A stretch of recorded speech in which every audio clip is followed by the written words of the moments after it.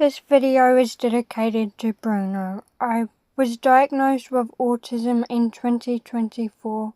I was 19 and had spent my childhood and teenage years struggling to fit in, let alone understand myself. This video is about the 24 hours after my diagnosis. I am beyond grateful that Bruno was allowed into the assessment room. It was honestly a stroke of luck that he happened to be in the car with me that day.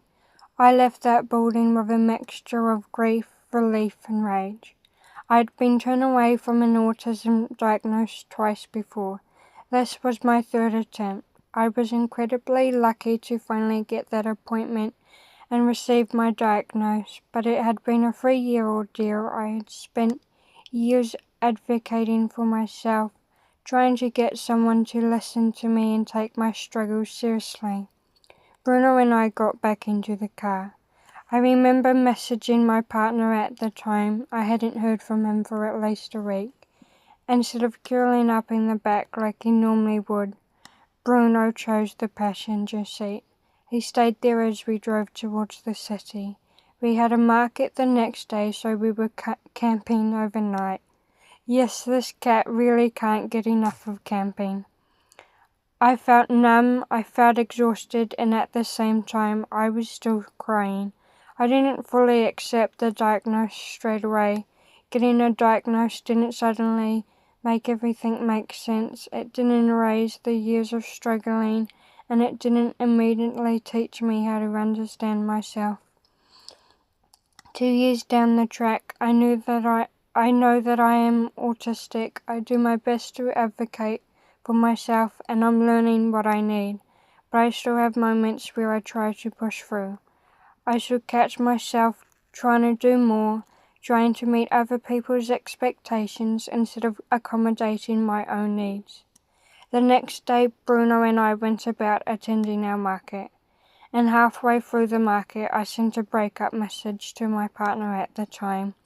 It was a spur-of-the-moment decision, but the feeling behind it wasn't. I hadn't heard from him. I hadn't received the support I needed from someone who was supposed to love me. We hadn't been compatible for a while.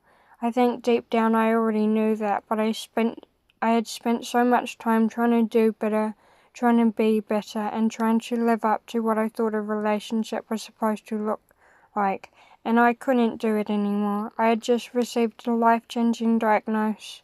I was trying to process years of confusion and grief, and I felt completely alone. They had given me a diagnosis, but with limited support available for autistic adults in New Zealand, I was still largely left to figure out what came next by myself. But 2.5 years later, I'm not alone. I'm learning to advocate for myself. I'm learning that my autistic traits aren't an embarrassment. They're not something I should be ashamed of. I'm learning that I don't have to constantly push myself past my limits just to meet somebody else's expectations. I have friends who support me and care about me, and I have a partner who stands beside me.